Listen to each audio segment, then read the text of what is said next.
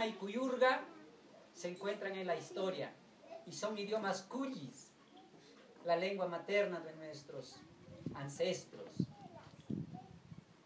Entonces, terminé mi primaria,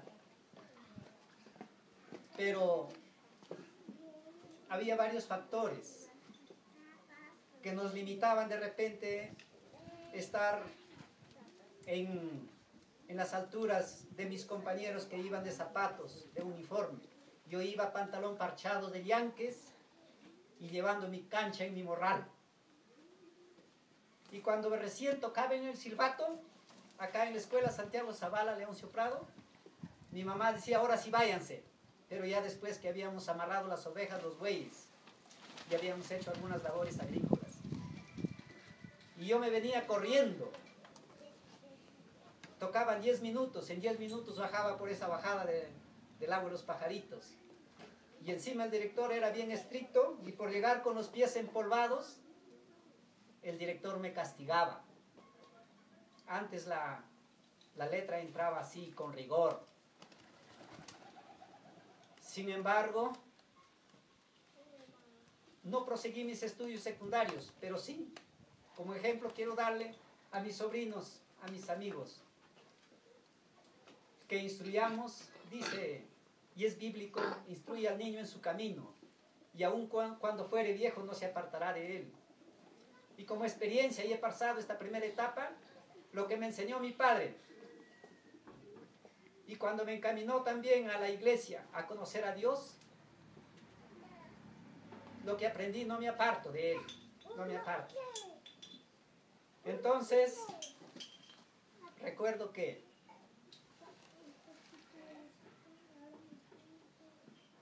yo compraba, vendía leña y compraba ya mis libros. Estando en la primaria compraba mis libros escondidas de mi mamá y mi papá, compraba mis libros para la secundaria, porque yo amaba mucho el estudio.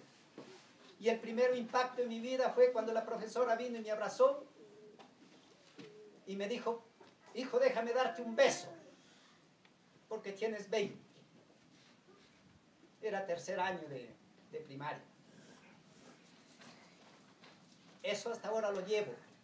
Y me dijo, yo no te voy a dar un diploma, sino te voy a dar un libro para que leas más, para que aprendas más.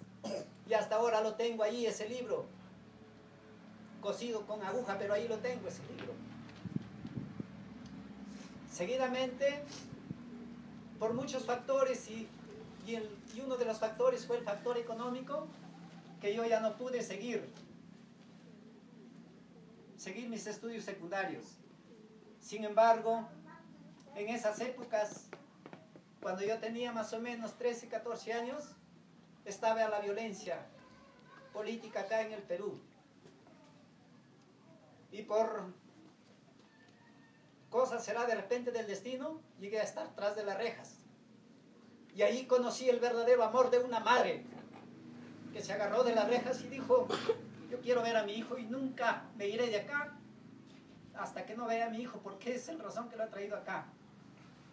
Entonces, seguidamente, acá había había violencia. Yo tuve que irme a Trujillo.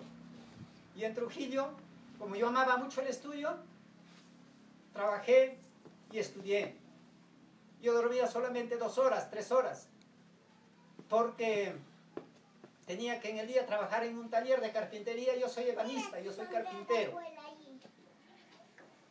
Tenía que trabajar con mi patrón las 8 horas, pero para ganarme la comida yo trapeaba pisos, barría, cocinaba. Y después de las 6 de la tarde me largaban para irme al colegio. Estudié en el centro de Trujillo. Y recuerdo que para mí era un gran sacrificio, porque tenía que, a las 10:30 pasaba el último micro que me llevaba hasta Buenos Aires, donde mi patrón vivía.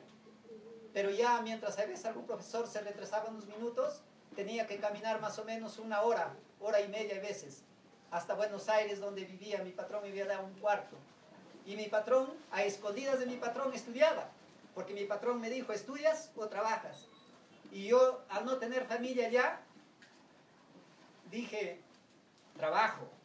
Entonces, a escondidas de mi patrón, yo estudiaba. Tenía un cuartito por ahí nomás en el centro del Girón Pizarro, en el centro de Trujillo. Y a veces cuando me olvidaba la llave, dormía afuera. Y a veces ya, cuando tenía ánimo, caminaba porque tenía que estar esquivando de los choros y de los fumones. Pero yo pasaba varias urbanizaciones para llegar allá, frente al mar en Buenos Aires. Ahí tenía su depósito mi patrón. Seguidamente